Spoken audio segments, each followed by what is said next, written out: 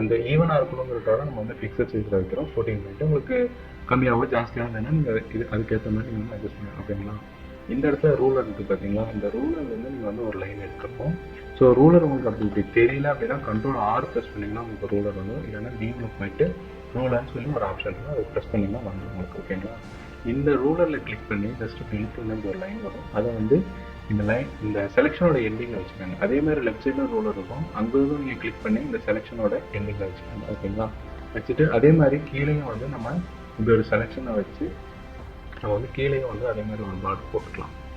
ஓகேங்களா? ஜஸ்ட்டு நீங்கள் வந்து இப்படி வந்து போட்டுக்கோங்க. போட்டுட்டு இப்போ வந்து நம்ம இந்த சென்டர் பாயிண்ட் தான் வந்து பார்த்தீங்கன்னா உங்களுக்கு நம்ம ஃபோட்டோ வந்து நம்ம வந்து இன்சர்ட் பண்ண போகிறோம். சரிங்களா? இந்த இடத்துல ஸோ இந்த பிக்சர் சைஸ்க்கு வந்து நீங்கள் நார்மல் மாற்றிக்கங்க. நார்மல் மாற்றிட்டு இந்த கார்னரில் நீங்கள் வச்சு ஜஸ்ட் கிளிக் பண்ணி ட்ராக் பண்ணிங்கன்னா சென்டர் பாயிண்ட் மட்டும் உங்களுக்கு செலக்ட் ஆகிடும். ஓகேங்களா?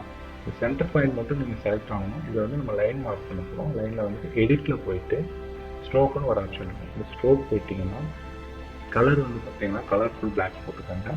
போட்டுட்டு பாயிண்ட் வந்து 2 பாயிண்ட் கொடுத்துருவாங்க. நாங்கள் யூஸ்வலாக 2 பாயிண்ட் கொடுப்போம். ஏன்னா அது வந்து அது கரெக்டாக இருக்கனால 2 பாயிண்ட் இருக்கும்.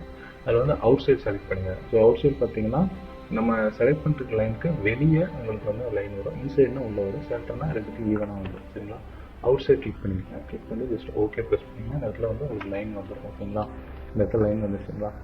சிம்பிளாக 2 பாயிண்ட் உங்களுக்கு லைன் வந்துடும். லைன் வந்ததுக்கப்புறம் கண்ட்ரோல் D ப்ரெஸ் பண்ணிங்கன்னா டீசெலக்ட் ஆகிடும்.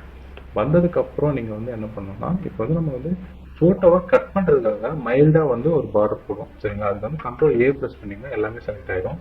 மறுபடியும் அதே மாதிரி ஸ்ட்ரோக் வைக்கங்க. இது உங்களுக்கு வேணா போட்டுக்கலாம், வேணாட்டியும் உங்கள் ஆப்ஷன் தான். சரிங்களா? இதை வந்து என்ன பண்ணுறோம்னா இது வந்து நம்ம ஃபோட்டோ போட்டதுக்கப்புறம் பிரிண்ட் பண்ணதுக்கப்புறம் கட் பண்ணுறதுக்காக ஒரு சின்னதாக வந்து ஒரு பார்டர் லைன் கொடுப்போம். அதுக்காக தான்